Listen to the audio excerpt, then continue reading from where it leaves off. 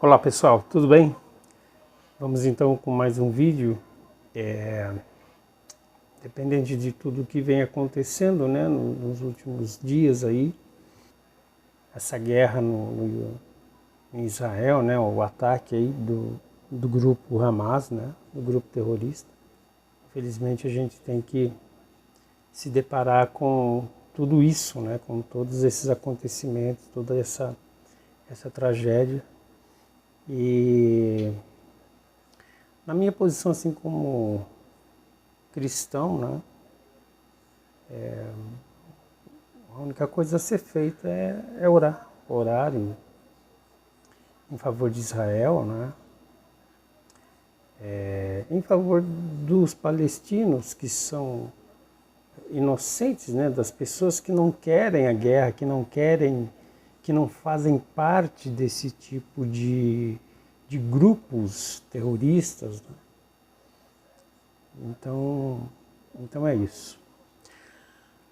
Bom, esse vídeo é um vídeo sobre o meu novo livro, Yud Hei Vav Hei, né? Que é esse aqui. Para quem me acompanha no Instagram, para quem me acompanha no Facebook mesmo, né? Eu já venho postando aí, falando desse livro já faz um bom tempo, né? E eu quero falar um pouco sobre todo o processo de criação e falar alguma coisa da edição, né? De toda essa experiência.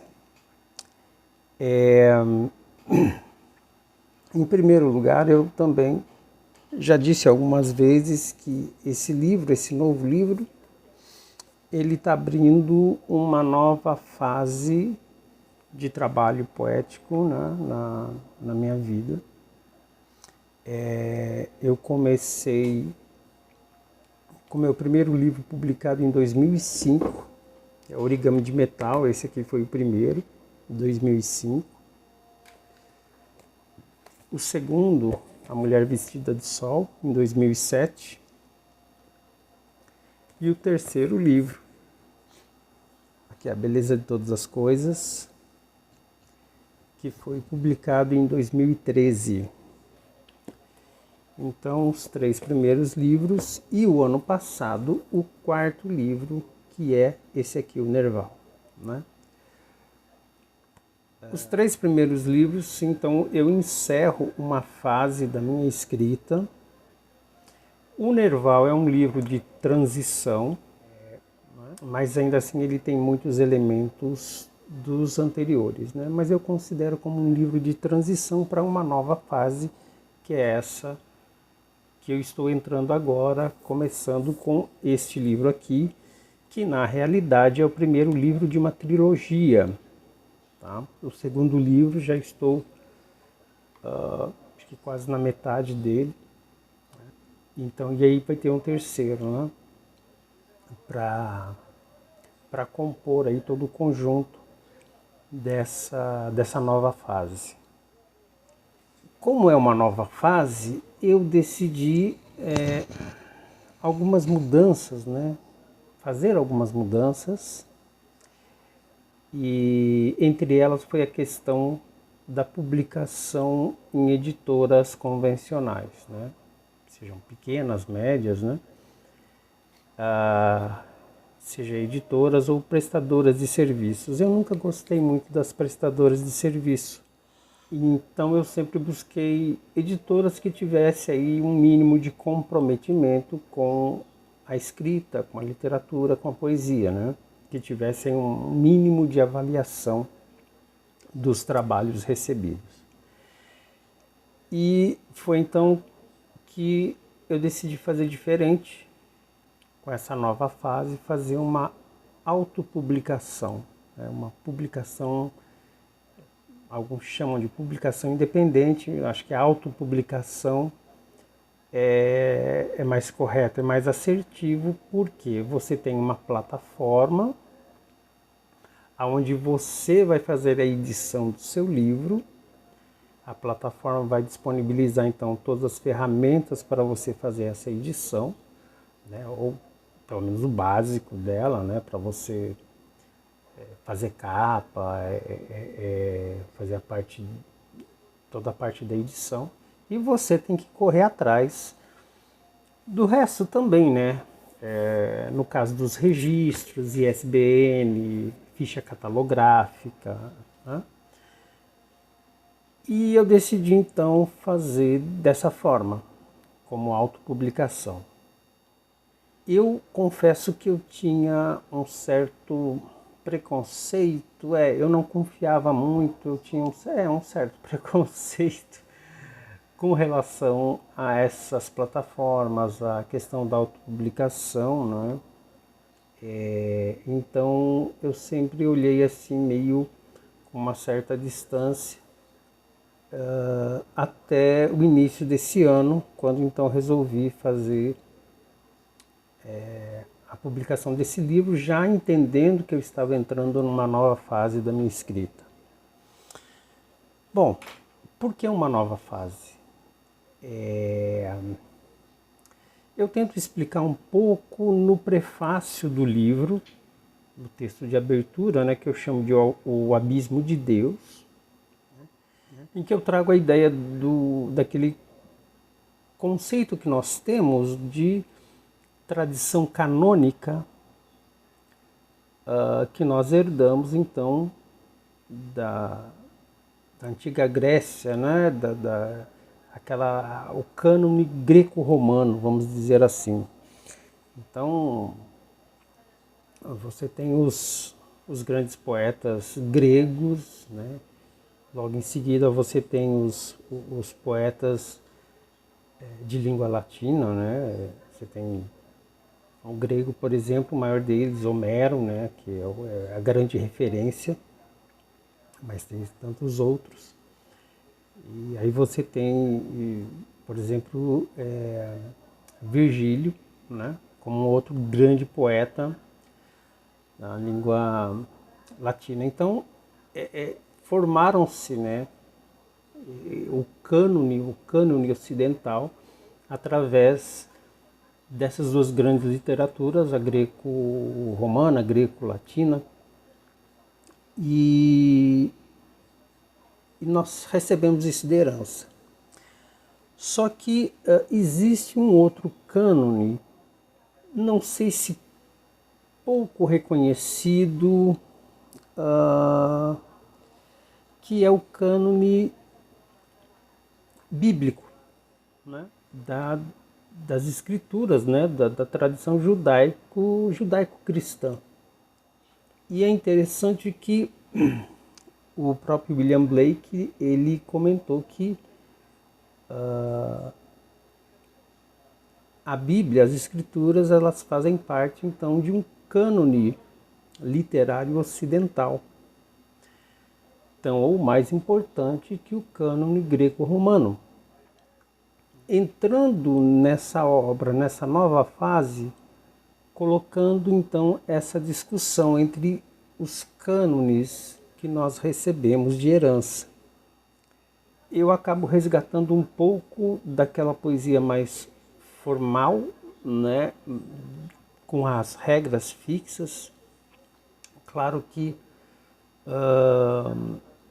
embora o livro seja composto na sua grande maioria de sonetos, né, eu uso esse formato que é um formato clássico, né, um formato assim já da antiga tradição na poesia, né?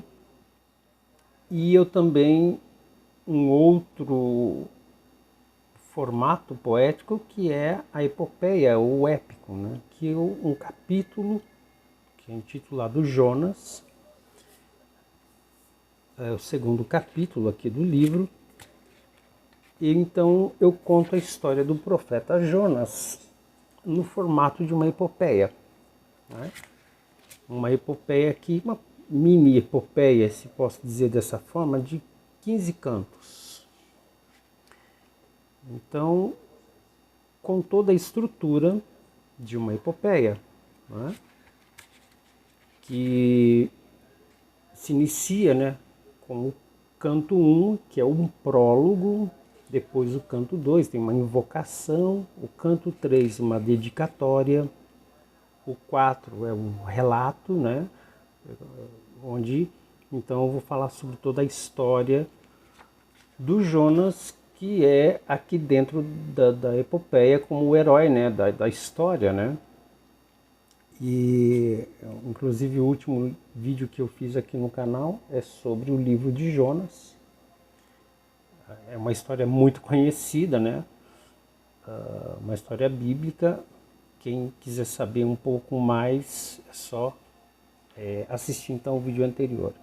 Então, pois bem, é um livro que vai atrás dessas formas clássicas, dessas formas tradicionais de poesia, tá? Embora eu não trabalho tanto com a métrica, né? Então aqui são versos sem uma métrica rígida, né? Que eu vou começar a trabalhar, eu já comecei a trabalhar no segundo livro. Então no segundo livro tem lá, tem sonetos também, tem as métricas, né? Conforme nos é ensinado, né? A separação poética correta e tudo mais.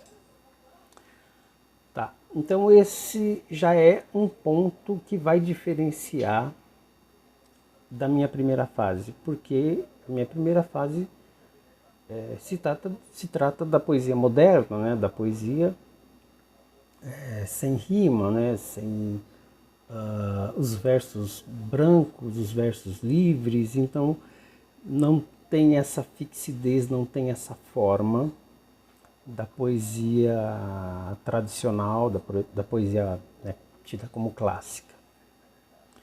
Então esse já é um ponto que vai diferenciar dos meus primeiros livros. Pois bem, então eu venho com essa ideia de, ao mesmo tempo, trazendo essa herança do cânone greco-romano, né, do cânone da antiga poesia, ao mesmo tempo que eu trago um resgate, eu vou me desvinculando desse cânone para cair justamente para adentrar no cânone bíblico. E é um processo lento, um pouco complexo, porque se você pega, há uma discussão muito grande, né, de estudiosos, né, de que a escritura bíblica, né, por exemplo, não existe uma definição como nós conhecemos como poesia, não existe, não é chamado de poesia, né, os textos que existem, por exemplo, no Antigo Testamento, né, são chamados de cânticos, são chamados de salmos, mas não existe o termo poesia no hebraico, não é? Então existe uma discussão em cima disso também. Porém, nós sabemos que em toda a escritura, né, em todos os livros bíblicos, você encontra elementos literários. Você encontra tanto a poesia com os elementos mais líricos, você encontra os salmos, né, que é uma construção poética também, e ritualística, né, eles eram feitos para serem cantados, entoados, né, dentro de uma certa ritualística, né, de um certo culto, né? Então você tem provérbios, né, que faz parte dos livros sapiensais. Então é todo esse amálgama de estilos, de tipos, de gêneros literários você acaba encontrando nas escrituras. Como eu falei de Jonas, Jonas tem elementos muito ali dentro daquilo que podemos chamar de epopeia, né? Que ele, como profeta, né, ele recebe um chamado, ele foge desse chamado até que ele entende que não há uma escolha, né, que ele precisa fazer o que é destinado a ele. Ele passa por uma provação, as pessoas que estão à sua volta são influenciadas, são tocadas também, são transformadas por conta de Jonas, por conta dessa missão que Jonas recebeu.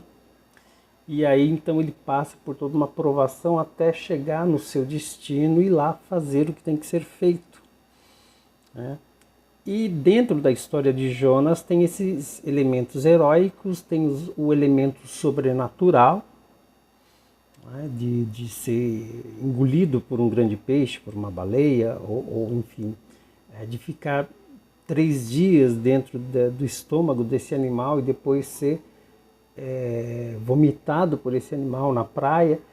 Então, além de outros elementos também, né, que podemos chamar de sobrenaturais, pois envolve divindades, né, deuses e assim por diante. Então, são elementos que se encontram na epopeia, né, nesse gênero poético. E, como eu venho falando, eu estou então fazendo uma transição, ao mesmo tempo que eu venho resgatando um pouco dessa fixidez da poesia tradicional, eu também estou buscando entrar dentro do formato, dentro das formas da poesia bíblica, da poesia das escrituras, não é? E existe os elementos poéticos próprios dessa poesia, né? Da poesia das escrituras. Os salmos, o mais óbvio, né? O Cântico dos Cânticos, ou né, também conhecido como Cantares de Salomão, mas muitos outros textos, né? Extremamente poéticos, e eles têm a sua linguagem própria, né? Eles não têm essa fixidez, essa rigidez, né, como a tradição greco-romana, mas eles têm todo uma maneira de criação, né? Eu vou citar apenas um desses elementos, né, que é chamado de paralelismo. Então é como se fossem repetições, né? Por exemplo, se tem 2 versos, então se escreve um verso, aí tem uma repetição desse verso escrito um pouco diferente, né? E aí tem os vários tipos de paralelismos, né? Talvez um próximo vídeo eu venha aprofundar mais sobre as características da poesia bíblica, da poesia judaico-cristã, né? Mas só para vocês terem uma ideia. Então, como eu escrevi no prefácio aqui do livro, do Yud Rei Vav Rei,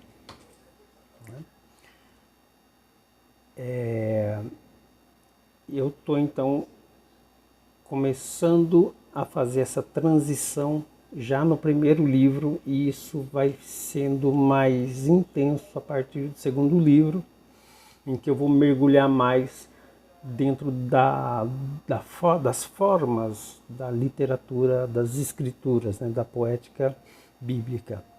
Tá? E por que eu decidi fazer isso? Na realidade, eu não sei se foi uma decisão só minha, parece que houve aí uma chave que virou, e eu percebi, depois que eu publiquei o Nerval, eu percebi que tinha alguma coisa já diferente, que eu ia para um caminho totalmente diferente, mas assim, muito mais desafiador, né, do que simplesmente escrever poesia moderna, a poesia como eu vinha fazendo aí, né, ao longo dos anos. E ao mesmo tempo, essa nova proposta que eu tenho, ela acaba indo contra as convenções da poesia contemporânea, tá? Seja pelo tema, seja pela temática, né, que envolve muito a questão espiritual, né, e também pela forma, né, por esses elementos próprios da poesia, das escrituras, da poesia bíblica. Isso porque também a era moderna, a modernidade, a nossa era contemporânea, ela é extremamente secular, e o cenário poético atual, eu já discuti em vários vídeos, inclusive com o Francisco Gomes, né, que é poeta, amigo meu, inclusive tem vídeos sobre a obra dele no meu canal, né? E ele é uma peça central nesse processo porque ele é o meu editor. Então, ele foi o primeiro então a ler toda a obra completa, né, com os poemas reunidos, e perguntei para ele se ele toparia, se aceitaria fazer o livro, né, a edição do livro. Ele topou e aí foi tudo certo, né? E eu até brinco com ele às vezes, não sei se ele gosta, mas eu brinco com ele, eu chamo ele de Arão, né? Fazendo a referência aí de Moisés, que recebeu o nome de Deus lá na sarça ardente, né? Que é justamente o que hoje chamam de tetragrama, que é esse aqui, Yud-Rei, Vav-Rei, é o tetragrama. E Deus pede para Moisés libertar o povo do Egito. E Moisés não sabia falar, ele, como é que eu vou, né, falar diante do povo, do faraó? E aí ele pediu que colocasse uma outra pessoa, e essa outra pessoa seria Arão, o irmão de Moisés, né, que estaria à frente junto com Moisés para poder libertar o povo do Egito e seguir, né, para a Terra Prometida. Enfim, e então o Francisco ele tem esse papel importante na edição do livro. Então foi ele que, do início ao fim, e ele foi até além porque toda a parte de registro do ISBN, ficha catalográfica, tudo foi ele que fez. Ele que foi atrás de tudo, e ficou uma edição assim extremamente profissional. Para quem já tem um livro, já comprou o livro, pode verificar que eu não estou exagerando, né? A edição está muito boa, muito profissional. Deixa eu ver se vocês conseguem ver alguma coisa aqui. Então, não deixa nada a desejar aí as editoras convencionais. Então, tem todo um processo, né,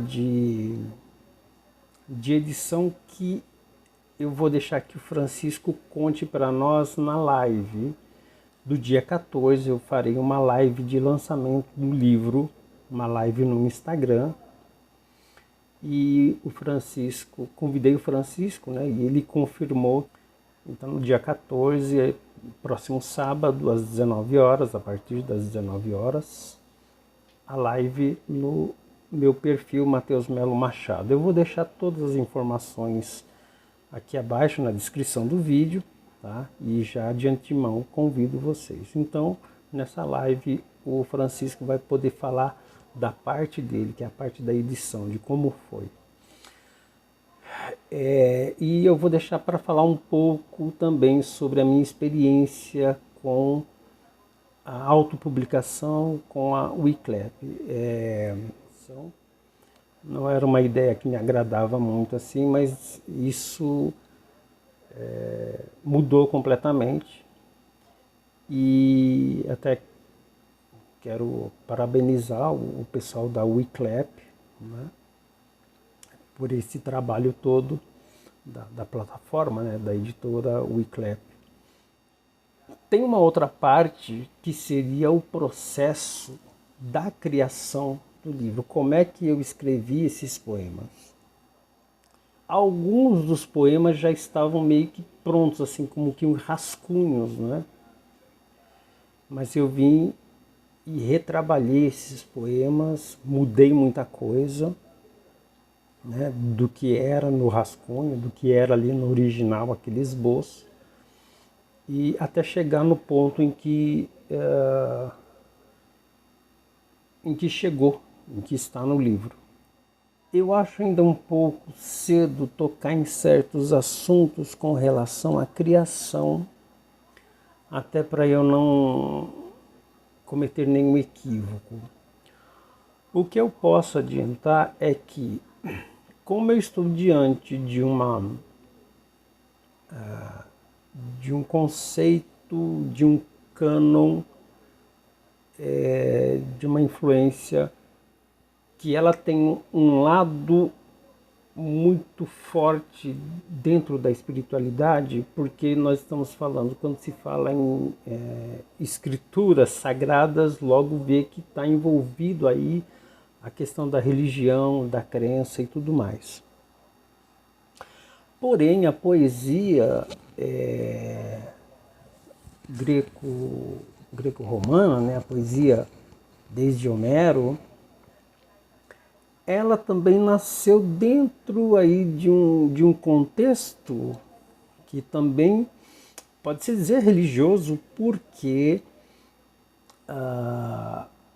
era uma poesia também carregada de divindades, né? As divindades greco-romanas, com panteão de deuses e tudo mais. Tanto que o conceito de musa, né, que é essa ideia do poeta, né, do artista receber inspiração pelas musas, que eram ninfas, eram certas divindades do bosques, mas que com o tempo foram elevadas a deusas, como se elas subissem no patamar ali das divindades, né? E então tem todo esse contexto que é também espiritual, que está envolvido aí com o religioso, né? Só que aí no caso trata-se então de uma religião, de uma espiritualidade pagã, em contraste com o cânone bíblico, né? De um único Deus e com toda a sua história, a sua cosmologia, né? Vem lá o Gênesis e a criação do mundo e todo um processo da humanidade até um fim que termina no livro de Revelações, o Apocalipse. Nesse meio todo tem os livros dos profetas, né? Falando sobre o futuro não só de Israel, mas de Israel e de toda a humanidade, né? Então, são contextos religiosos, né? Tanto do cânone bíblico, como também existe esse contexto religioso, espiritual, dentro do cânone greco-romano. E então a ruptura também ela se dá aí, né? Então, desde os antigos poetas que buscavam inspiração nessas musas, nessas divindades, né? Aonde é que o poeta que busca o cânone bíblico, o cânone das Sagradas Escrituras, aonde é que ele busca inspiração, né? Seria então do Espírito Santo, né? Que seria o mesmo agente, vamos dizer assim, né? Essa divindade, o Espírito Santo é a terceira pessoa, né? Dentro da ideia da Trindade, que é Pai, Filho e Espírito Santo. Então o Espírito Santo é o que encarrega de trazer essa inspiração ao poeta, né? Ao poeta que faz parte desse cânone bíblico. Então é o Espírito Santo que vem trazendo aí essas revelações, trazendo essa inspiração, como sempre fez com os profetas, né, com os patriarcas e com os artistas, né, da tradição bíblica, né, dos personagens bíblicos que em algum momento estiveram envolvidos com alguma expressão artística, seja escrevendo salmos como Moisés, como Davi, como os filhos de Corá, ou músicos, né? Tem toda a tradição aí dos levitas, de músicos, ou mesmo dentro desse conjunto de profetas, né? Que recebiam as revelações, né, de Deus, mas obviamente, né, passando aí, o Espírito Santo que fazia essa ponte, né, que trazia revelações e que os profetas então tinham que passar essas informações, essas revelações para o povo, né, abençoando ou trazendo a bênção, né, ou então trazendo a condenação, a justiça. Então sempre pendeu para esses lados, ou misericórdia ou justiça de Deus, né? Dependendo aí a época, dependendo do contexto, né? Então seria isso, vamos pensar em termos de inspiração, então somos guiados pelo Espírito Santo, buscamos a guia do Espírito Santo, né? Bom, então esse seria aí um ponto dentro da criação, né, hoje, da criação poética. Também seria um tema para um vídeo à parte, mais aprofundado. Uma das coisas mais difíceis foi encontrar uma capa. O título foi a primeira coisa que veio, né, Yud-Hei Vav-Hei. Por quê? Eu queria um título, como é uma nova fase, é uma ruptura, não é apenas uma nova fase, mas é uma ruptura do que eu escrevi e do que eu estou escrevendo agora. Então, os títulos anteriores, Origami de Metal, A Mulher Vestida de Sol, que já é A Mulher Vestida de Sol, você encontra ela no livro do Apocalipse, né? O Dragão Vermelho, A Mulher Vestida de Sol. Então o título aí já está entregando um pouco, já acho como se estivesse adiantando essa minha nova fase. Mas enfim,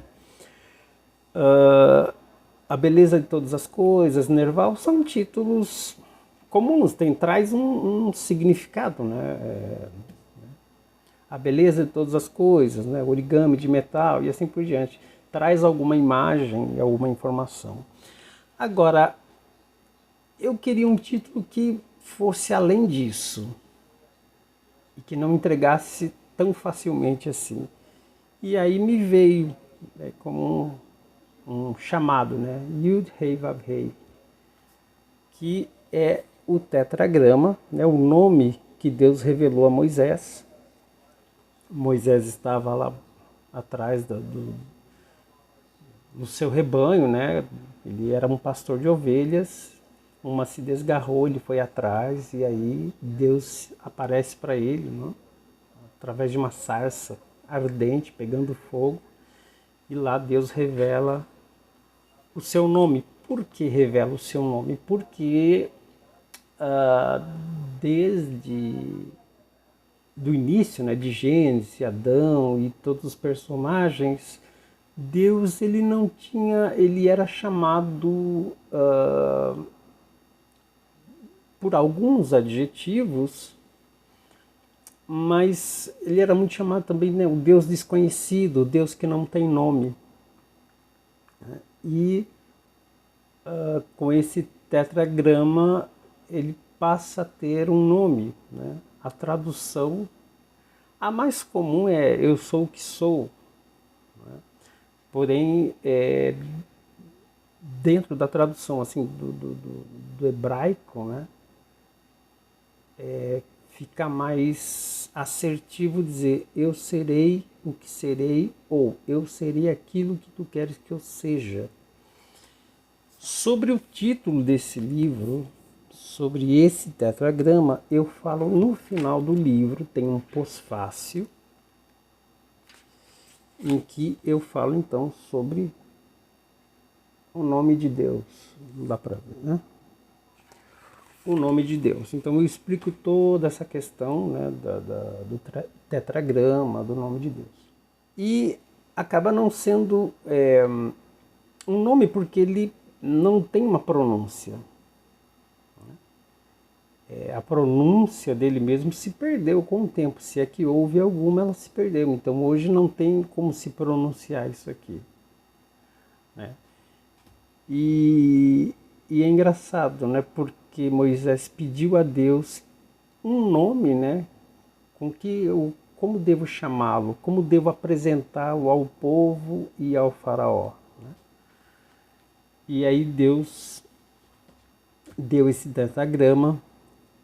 Então, em vez de Deus dar um nome, Deus acabou dando um conceito para Moisés. Então, eu achei assim muito interessante e acabei usando então como título do livro e uma maneira de criar uma ruptura entre os livros anteriores. Agora, o mais difícil foi a capa. Eu até vou deixar algumas capas aqui, como vocês podem ver. Tive algumas ideias no começo, mas tinha alguma coisa que me incomodava e foi. Conversando com a minha esposa, inclusive, né, com a Marcela, ela gostou muito de alguns, né? Depois, assim, eu, em oração, né, buscando de Deus, buscando uma resposta, alguns dias, algum tempo depois, o Francisco me apareceu com uma fotografia, uma imagem, né, uma foto que ele tirou. E aí eu fiquei em paz e aí eu gostei. Ele fez um exemplar, né, um esboço. Daí eu falei assim, não, é esse mesmo, né? Então essa é a capa. Pensei a princípio em fazer uma capa minimalista, uma capa, né, uma cor só com o título, coisa desse tipo. Eu tinha pensado também antes até, né, uma capa branca, de cor branca, clara, só com o título. Mas também como se faltasse alguma coisa para o livro, porque o livro ele tem uma carga dramática, né? E isso logo no início.